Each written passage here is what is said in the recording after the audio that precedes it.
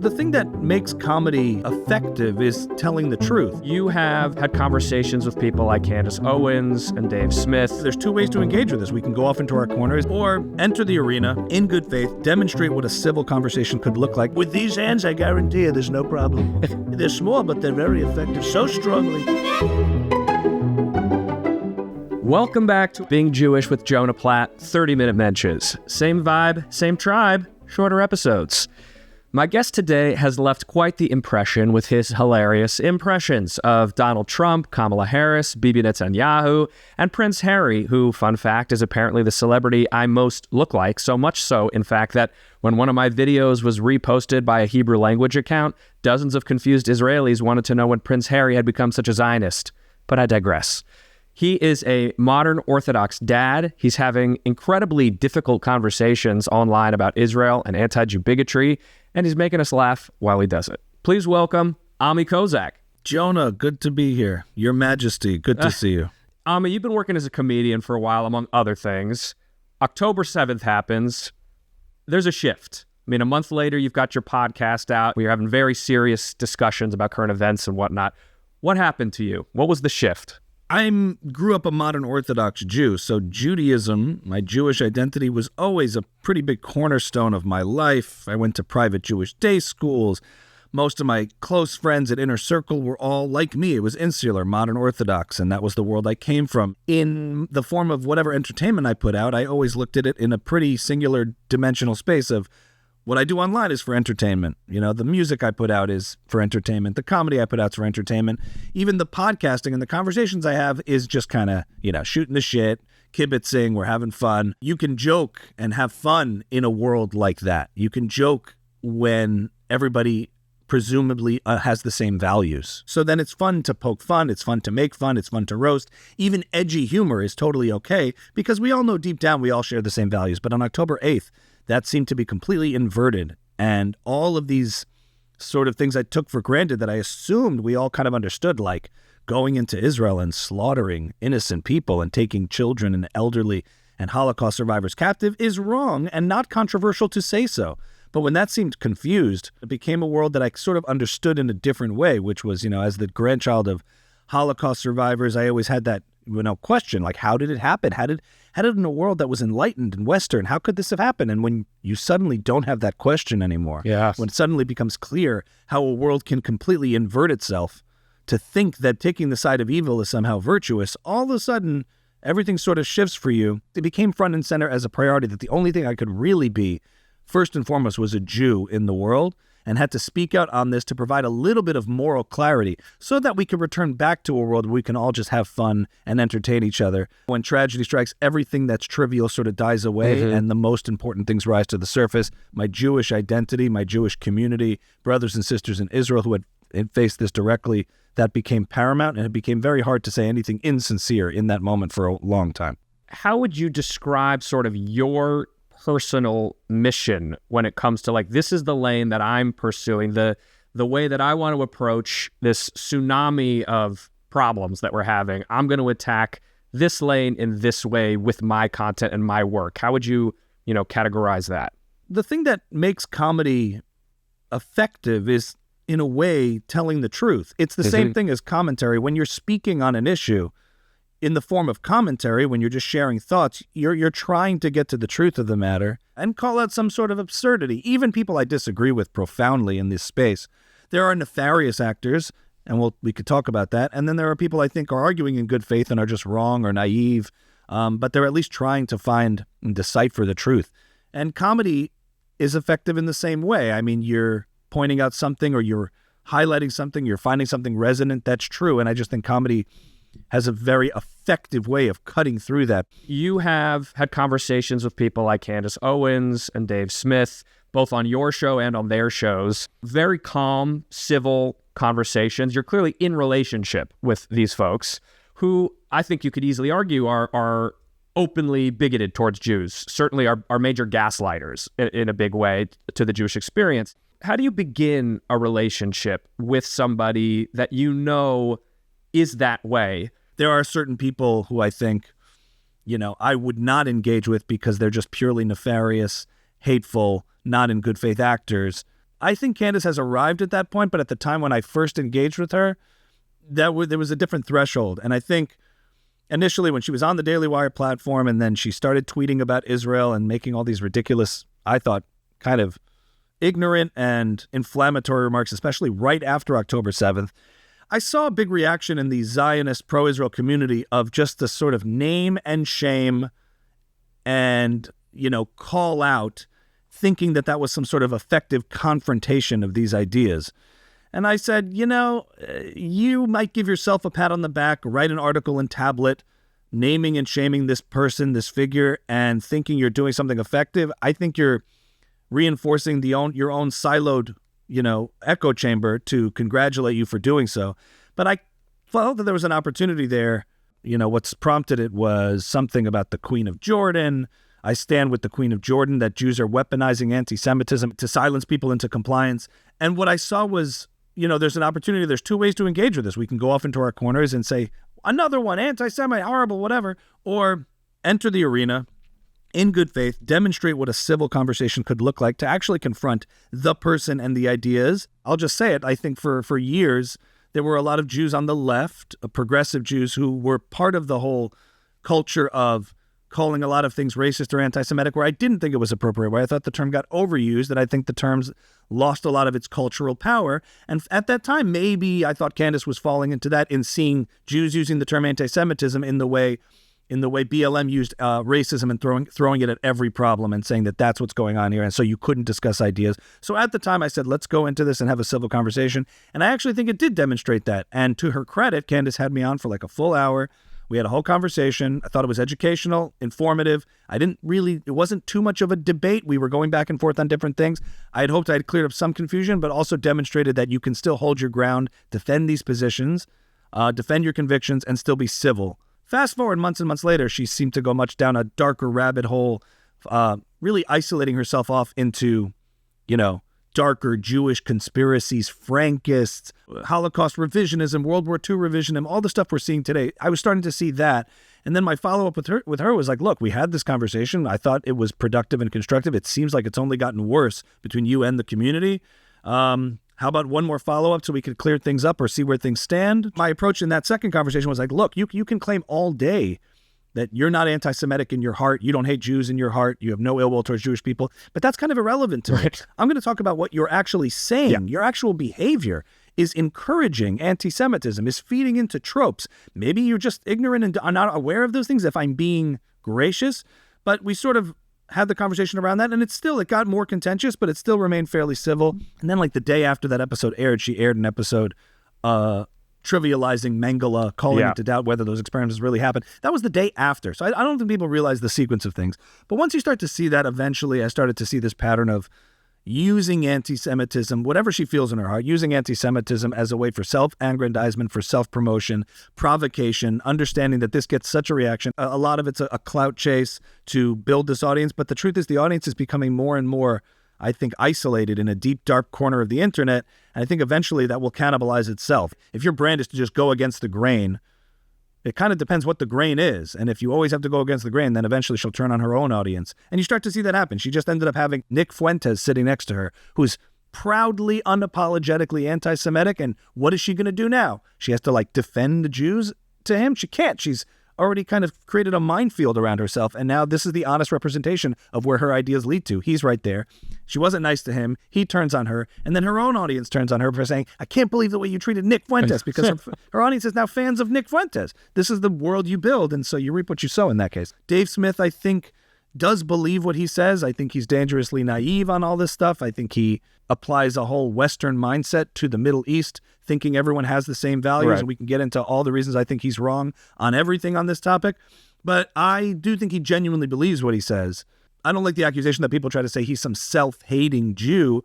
I will say I don't know if Judaism or the Jewish community is that important to him or that central to his life. That's a personal question. I'm curious about that because he doesn't seem so sensitive to the plight of Jewish persecution throughout history and these patterns. He seems to shrug that off and say we're being paranoid. Those are interesting personal inquiries. I don't like that as a way to sort of invalidate or dismiss someone. Everyone's got a different relationship to their Jewish identity. I'd rather keep it on the ideas. That's a little different than someone who's totally nefarious There's differences here, and it's important to be discerning. In a way, the Dave Smith brand is almost more dangerous, I feel, than the Candace Owens brand.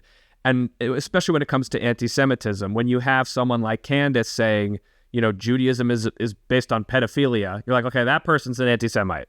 And then when you've got Dave Smith, in the first opening minutes of your guys' conversation, he's like, is there anti-Semitism? Well, I see some people on Twitter maybe, but like they could be a 15-year-old, and sort of normalizing a lot of his ideas, which are a lot subtler and gaslighty. And that, to me, is a lot, harder to overcome because it's much harder to point to, because it's more about what's not there than what is there. And it's easier sort of to mainstream. Yeah, I mean, I think there's a difference between someone who's intentionally being a bad actor or is intentional evil. That doesn't mean their ideas are not dangerous. I do think his ideas are dangerous because they're almost unfalsifiable. Here we are saying, hey, listen, the barbarians are at the gates. Israel's in trouble. Israel's vulnerable. Jews are vulnerable, while he's downplaying all of that. And then when it comes to fruition, or there's a terrorist attack on the homeland or in the United States, or radical Islamic terrorism starts to spike, we say, I told you so. And Dave will say, I told you so, because I've been telling you that all of these actions are actually provocations of the West. It's all our fault. This is his worldview, right? That all of the evil in the Middle East, and that's perpetuated from the rise of radical Islamic terrorism or Jew hatred, that's the fault of Israel. That's the fault of the Jewish state. That's the fault of its allies. That the Iraq war is the fault of Israel dragging the U.S. into these wars. It's all due to, it's sort of this weird notion that anything that happens in this region, especially in the Middle East, or terrorism against the United States, is initially the fault of the West or the Zionists. They're the only true actors in the region. Everyone else is a reaction. My main contention to him is that no, what Israel is doing is a reaction to hostility that precedes it. And he doesn't suffer any of the consequences of his positions on Israel. It's only Israeli civilians that have to deal with rocket fire every day and the risk of terrorism. He's basically saying how you negotiate with Hamas, because that's what you do. I was like, yeah, easy for you to say when you've let thousands of terrorists back into Gaza who will plan the next October 7th, which they did. And he equates that to just some homeless person making threats as if it's empty. I think Dave ideally wants a peaceful world. I think he doesn't like war. He doesn't like bloodshed. He doesn't like suffering. Of course, I think you have to fight those who do want those things. That's my contention, and you can't pretend they don't exist. I still think he genuinely believes that will get to a more peaceful and prosperous world. I think the exact opposite will happen. The ideas need confrontation, but that's what they need. They need to be confronted. If you try to just demonize Dave as a person or question his intentions, you just reflect a weakness in your argument or an inability to make one. If you're Nick Fuentes, if you're Jake Shields, if you're Dan Balzarian, no, we're not going to have a panel discussion about these claims. Even at that level, though, it's actually quite effective to just tell the truth. The good thing about anti-Semitism is that it's false. Right. We have the benefit of the truth. The good thing about people trying to smear whatever's going on in Israel or the Jews or the Talmud is that it's all, completely void of reality and facts. And so let's go down this road. You see an article that says 200 genocide experts say that there is a genocide happening in Gaza. What's your internal response to that? I mean, there's always appeals to all sorts of authorities when there's a pre-existing agenda wanting to depict Israel a certain way, where you have to look beneath the hood on which of these experts and entities are making these claims, these UN constructions that are designed around this very thing. And so oftentimes you create these fake authorities in order to appeal to them, to make it sound like there's this consensus about what Israel's up to. I mean, this is all ignoring the forest for the trees. People love to point to the radical extremists within Israel. They're thirsty for anything they can get to try to draw some sort of moral equivalency between Israel and its enemies. So they'll point to, like, Ben Gvir and Smotrich said this thing, and these settlers, look what they did, look what they did. Granted, I'm not going to agree with it, maybe, and you can condemn certain actions by settlers, of course, but look at what you're ignoring in the matter of degree, in the thousands of hours of speeches and actions and incitement in Gaza and in the Palestinian Arab world of wanting to destroy and wipe out the Yahud. So back to the genocide question, Israel has the power and has had the power since for decades to commit genocide and hasn't, while Hamas doesn't have the power, but they would if they could. And so it's just amazing to me that when you have actual genocidal regimes saying proudly that they want to destroy Israel, all the Jews around the world, and the United States. That is all ignored. That is all swept under the rug, turned a blind eye. I think it just displays a certain confusion or moral bankruptcy when you see these fake authorities or institutions coming out to condemn Israel. Look at the UN. I mean, who's on the Security Council? Who's on the Human Rights Councils? If you look at where these things stem from, I wouldn't use them as a metric for determining what is genocide or what is moral. The key kernel, Ami, is that forest for the trees thing. I think especially for the majority of American Jews who we know live in more liberal leftist spaces traditionally, they get surrounded by a lot of the noise, and it can be hard to maintain that forest through the trees. And I go, well, wait a minute, am I wrong? Have I been wrong about this the whole time? Look, Israel's a victim of its own success. The fact is that if every rocket fired at Gaza had landed over the past 2 years, if there were no bomb shelters in Israel, no mamads, no places for people to hide, no security warnings, no sirens, as it is in Gaza, if Israel had just let all that happen, perhaps there'd be more world sympathy or understanding or an evenness to this and a power differential. But I'm not willing to do that, and Israel has to worry more about protecting itself than protecting its image.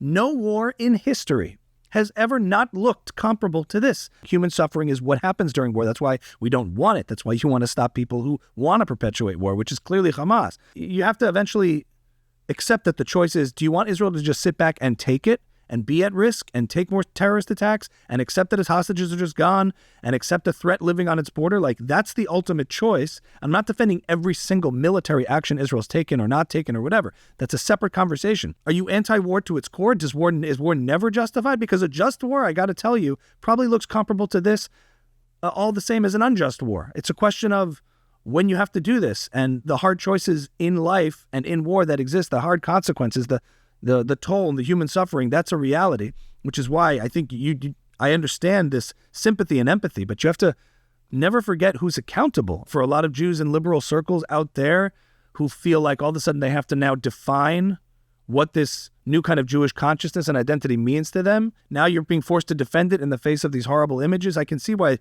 people feel kind of lost at sea and not knowing what to do with that. Compound that with a lack of education on Israel-Palestine and the Zionist-Arab conflict and knowing the exact history and stuff like that. Like, lacking all those tools can leave you feeling pretty adrift, I would imagine. People are falling on sort of one side of that line or the other. Either it's making them go, I need to double down on this stuff. I've been asleep at the wheel and this matters way too much to me. I'm changing my ways. Or they're just, one step too far gone over that line, and they are, to use your word, like adrift. And this has always been a thing within, I think historically, there's elements within the community, within the Jewish community more broadly, that want to be liked, accepted. They don't want to stand out as different or exclusive in any sort of way. I've witnessed that the big things in sort of more like reform conservative circles is about tikkun olam and healing the world and values and ideas that are all in line with general Western values. But anything exclusively Jewish, anything particular, anything minutia about the details of Jewish law, we don't want that, because that makes us weird. It's too Jewy. That makes us different.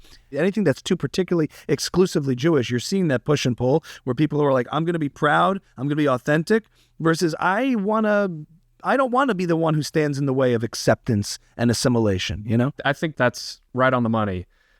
So you mentioned you were raised modern Orthodox. Are you still modern Orthodox? Yeah. How does that show up in your work? When I perform for Jewish audiences, I mean, I can do inside baseball, I can do outside baseball. Yeah. I can joke and make sketches. I work with a sketch comedy group called J Sketch, and we do like real, authentic inside baseball sketches about holidays, Sabbath, ritual, Jewish life. And I have found that there's like a real universality in the specificity. Like, the more authentic and ingrained you get, actually more people relate to it. Even if they're not in your community, they can see a sort of authenticity in that. Like, I don't get what this is, but I sort of get it. I sort of understand it. Even if you're Italian, if you're Black, if you're Asian, but you kind of understand these parallels. Right. My community does weird something like that also, even if it's not the same thing. Are you like releasing content on Saturdays? Do you like do shows on Friday nights? No, I do not. No Friday night shows, no Saturday night.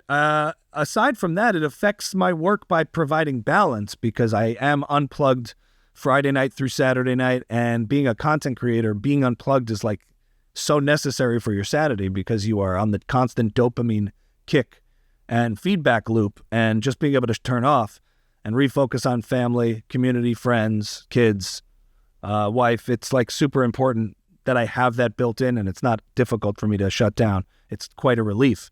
And it's become very in vogue in general as people talk about unplugging. You know, the foundation and education that I had both on religious subjects, religious upbringing, and also Israel, and understanding my relationship to that country, having gone there for a year after high school, having had my experiences, having family there, have friends there. Like, I'm not just speaking about it because I'm reading headlines and it's in vogue and I'm into this stuff. Like, it's very personal.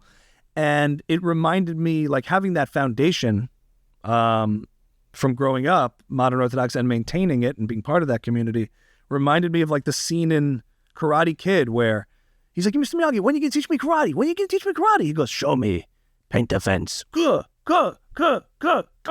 Show me, wax on, wax off. And all of a sudden, the protagonist in Karate Kid, Danny, right? Yeah, he didn't know why he was painting the fence. He didn't know why he was wax on, wax off. Thought it was all nonsense. When are we going to go to the real stuff, the stuff that matters? All of a sudden, he gets attacked and he can defend himself in all these ways. I do feel that way coming out from October 8th and on, having had the foundation, having, had the experience, that I have these tools I didn't even realize I had at my disposal going out into this world to combat and to defend. I've definitely never heard Karate Kid used to describe Jewish identity. That was a very awesome metaphor. That was perfect.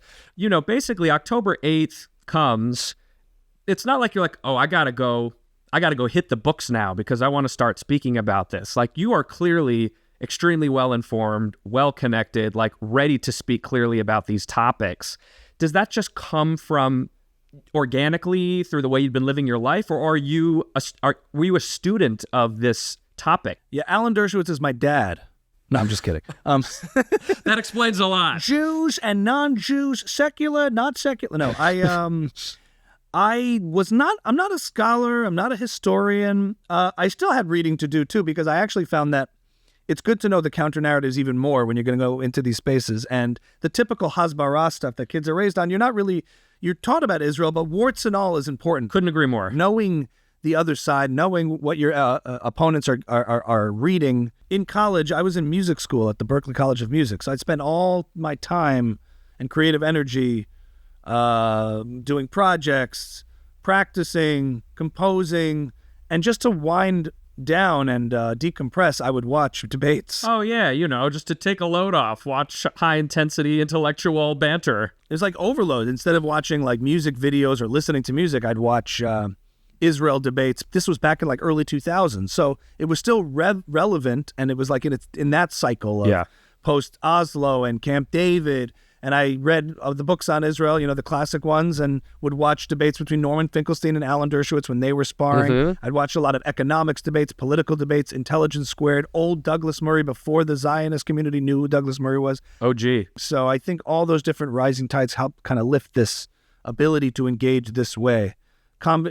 Impersonating intellectuals, performing stand-up comedy, doing content every day, talking on camera, so that when there's a camera on you and you're doing a news hit, it doesn't faze you. You see people on there like, it takes time. It takes exposure therapy to get comfortable in all those kind of environments. I think that's what helped. Amazing.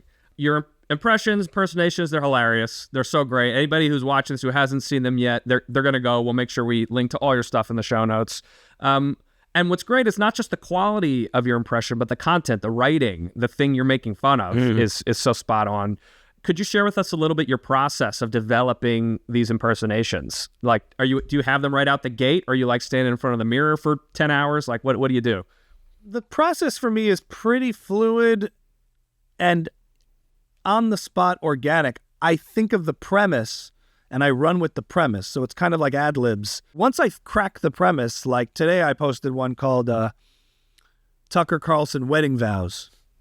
Yeah. I saw a video of him talking about, he's like, I don't know the future. I don't know the outcome. I don't know what's going to happen. Nobody knows. That's God. So basically I was like, oh, that's funny. I don't know the future. I don't know the outcomes. Where else do you talk like that? And then I think on TikTok's one of these like wedding video vows came up where people are being moved, and it's like, maybe that came up. Maybe I searched for it afterwards just to see what they say. But putting these people in different scenarios, because it's like, where do you have to be genuine? Is at a wedding. Right. When you're talking to your spouse. And Tucker, to me, has been the least genuine actor here, trafficking in confusion. So wouldn't it be funny if Tucker Carlson was giving his wedding vows? I mean, I don't know about the future. What is love? I don't really want to be involved in love. I don't really know what that means, actually. I mean, I've loved my parents. My parents' graves, I live across from my parents' graves. I love my parents. But what does love actually mean? I mean, I don't know. Certainly if we got married in Iran or Russia, I would enjoy that. Like once I do that, I can kind of roll for a while. And basically, once I have premise, the only thing I really kind of have to write or figure out is the end. Like, what's the big button at the end? The character themselves writes it out in the proper context of whatever I put them, Fantastic. If I made Trump a masseuse, a massage from Donald Trump, with these hands, I guarantee you there's no problem. These hands, I guarantee you, they're small, but they're very effective so strongly. Nobody massages better than me. It's a great massage. It's a fantastic massage. Is there anybody new that you're working on now that you're toying with? I don't know. You've been on a Tucker Carlson kick a little bit, but who else is coming up? Zohran Mamdani has been my latest target, say, of satire. Like early 2000s rapper Zohran or right now Zohran? Well, I don't know. It depends. If I want to do the accent, I can start from early 2000s when he sounded like this. And then eventually, he had to say it African and he said, okay, it's the accent morphing is funny. I think the content's kind of funny to try to figure out a way to get that truth through of the problems as I see it. I think the things he does are very, very manipulative and sneaky, and you have to really pay attention. And there's a couple things. I mean, it's right for satire, which I like to do, but especially the wordplay. He's very particular on how he phrases things. I don't use the term globalize the intifada. I discourage the term. Okay, but what do you think about what it actually means? It never says that. It's always, I understand how Jews feel about this term and versus what the intention is, ignoring that the intifada corresponds to an actual reality. Right. Imagine somebody saying, I understand people want to globalize Kristallnacht, and to some people it means something, but to Jews it means something else. No, Kristallnacht was an event where something happened, where Jewish stores were attacked and vandalized and Jews were assaulted in the street. It was a pogrom. You can't redefine actual history. The people who say globalize the intifada are talking about the second intifada. They're talking about what occurred. Right. They know exactly what they mean. They know what they mean. And for you to discourage the term while not disagreeing with what the term refers to is very disingenuous, very, very sneaky. So I really resent. The other thing is he keeps calling October 7th this terrible war crime, the horrific war crime of October 7th. Now, what's wrong with calling October 7th a war crime? There was no war? Right. Calling something a war crime, which happens in the context of a war, completely absolves agency of those who started this recent war. Right. The recent campaign began on October 7th. So it wasn't a war crime. There wasn't a war yet, at least in this current context. Right. I mean, we could argue about the state of Israel in constant war, but that's not what he means. Right. He means to say that there's this external conflict happening, and sure, they got out of hand. I'm not going to outwardly endorse those things, but it's such a sleight of hand to say the horrible war crime of October 7th, as if to say, there was this war that was going on and they simply reacted. So it's very, very devious and sneaky. I resent that. The last thing he does that really bothers me is when he says, I support a state with equal rights. Do you support Israel? I support a state with equal rights, implying there are no equal rights in Israel. I mean, it's all very misleading stuff, but it's very easy for a press person asking not to push back on that. Ami, that's our time, man. Thank you so much for making us think, making us laugh, and for being here with us today. Where can people find you doing what you do? Thank you so much, Jonah. Thanks for having me. Keep doing what you're doing. Find me at Ami Kozak on Instagram, at Ami Kozak on Twitter. The name of the podcast is Ami's House, the Ami's House podcast. You can also find me on YouTube. My band is called Distant Cousins if you want to come listen to some music and catch me out there. I'll be on the grind. Right on. All right, he's a mensch. It's been 30 minutes. I'm Jonah Platt. Peace.